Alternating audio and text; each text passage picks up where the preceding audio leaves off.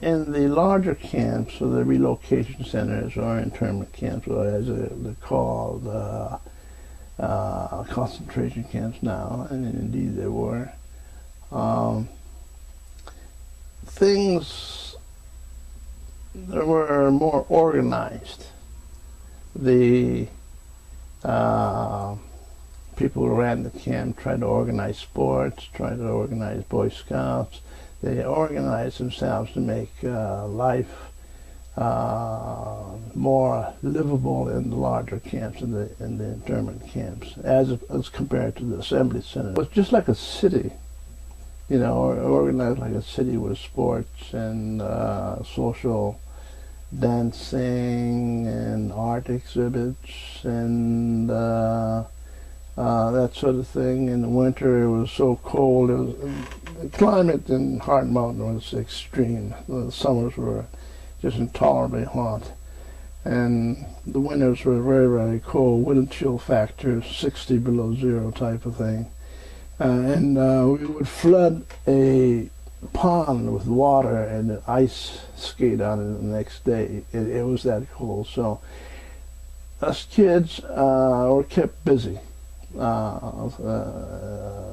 thankfully, due to the authorities, mainly the Nisei, who ran the affairs of the camps, along with the administration, of course, and under the supervision of the administration. They saw to it that we were kept occupied. And the camp authorities, of course, had us go to classes. I mean, you know, follow up on our education. So when you say camp authorities, you're saying that's the U.S. government? U.S. government, and WRA, okay. Yeah. Mm-hmm. And the Nisei were working as kind of just below them to implement policies? Yes, they implement their policies. They had sort of a tier of activity of the professionals. For instance, there would be teachers, and doctors would be work as doctors, nurses, and social worker type of people who look in on other people. And there were block managers in each block, and they implemented the policy of the camp administration, which was under the War Relocation Authority, known as WRA. They taught, they worked as teachers, but the main bulk of the teachers were from the outside. Most likely because there weren't enough teachers, you know, to go around. So I remember makeshift barracks being made into a classroom, and my teacher being a white lady. About the games and things, is there anything else that came from within the camp to just, you said it was kind of run like a city. Was there anything that the Japanese Americans themselves from within used to try to get a sense of normalcy and besides the games and maybe? And besides the sports and the games and... Like for adults maybe, was there anything that the adults did to try to... No, was a result of the adults organizing us.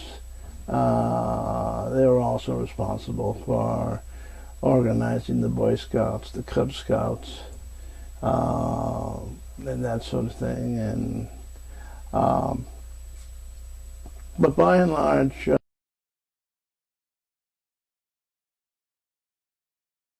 well, I was in several. Well, my mother and I went to Tulare Assembly Center, and then from there to Gila River, Arizona, and from there she opted to transfer to Hart Mountain, Wyoming, because she had relatives there and felt safer there. In the meantime, my father had been moved from detention centers in Missoula, Montana, to Bismarck, North Dakota, to swamps in Louisiana, and to Santa Fe, New Mexico, and moved around to detention centers, which were essentially different from the internment camps. These were for people regarded as enemy aliens. And, we were all enemy aliens, but these were people who were figured dominantly in the community at large as leaders or people who, yes, with my father, who were in a position to perhaps become an instrument, of the non-existent spy organization. I mean, there were no spies among us, but nevertheless, the suspicion was there. And the first place we went to was Tulare, California, Central California. That was an assembly center, and that was my first experience of a prison camp. Until then, I mean, there was just suspicion and rumors that this sort of thing might happen, but the reality of it, I remember, the reality struck me as a kid when I saw this huge mountain of baggage, tag baggage, with us wearing the same tags with the numbers on it to identify ourselves, and sentries, guards with armed, bayoneted rifles at a gathering point where the trains were waiting for us. And we traveled to Tulare with the shades drawn so that we couldn't see out, nor could the people in the surroundings could see in. And our first experience, my first experience with the prison camps was at Tulare, when we saw this barbed wire compound with the gun towers and all that. And I thought, excuse me, as a kid, this was a huge misunderstanding that could be resolved. But when the gates closed behind us, I realized we were in a prison camp, and that was a great shock.